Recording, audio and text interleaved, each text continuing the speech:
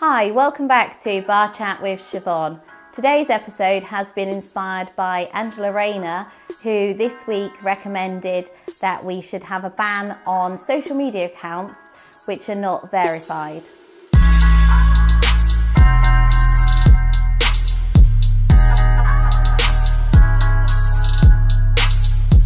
So I think that Angela raised a really important issue that on the surface of things, it is a good idea to encourage people to have verified accounts or to make this compulsory, particularly when it comes to reducing crime online. If people have accounts where they're not verified and they're using a fake identity, they are more likely to commit offences.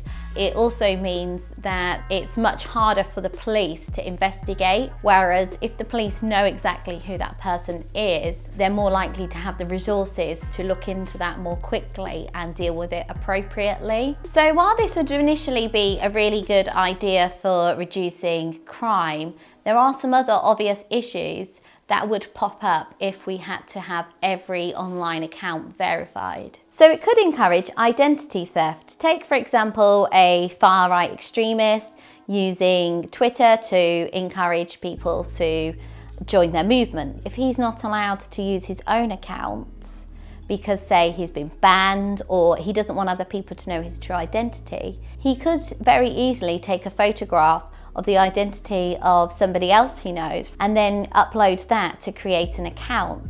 And then that could end up causing further implications for the person whose identity he's stolen. Another example could be that it encourages the demand for fake ID to be made. If you've got somebody who wants to commit predatory behaviour, sexual abuse, grooming online, they may want to use a fake ID so they don't incriminate themselves or anybody else. This could increase other crimes, for example, the printing of false ID, or even the theft of identity. And also you could think about how you would verify accounts. It's quite easy to verify a social media account if you drive or if you frequently travel and you have a driving licence or a passport.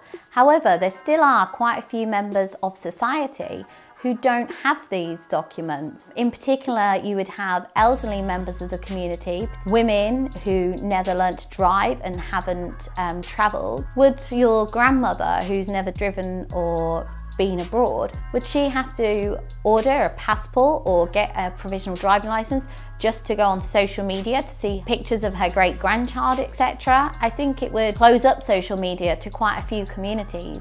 We also have members of the community who are in poverty, who may not be able to afford £30 to £100 for identity, and then it could close up that opportunity for them to speak and communicate and interact. And for people who are living on very low budgets, who can't afford to go out regularly and socialise, who are not engaging with wider society day to day, so for example maybe stay-at-home mums, then this could really isolate them from wider society and engaging in topics. And then we mustn't forget migrants.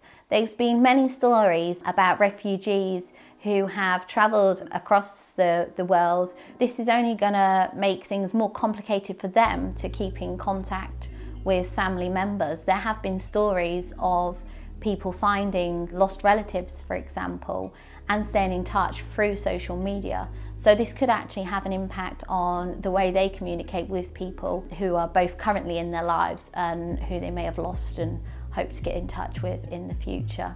And last but not least, let's not forget members of the community who work with vulnerable people, who may wish to remain anonymous to keep themselves safe and the people that they're working with safe. So while Angela Rayner raised a really important issue, I think there are quite a few areas of concern that we need to look at before we make a decision on whether we should force everybody in society to validate their social media account before possessing one.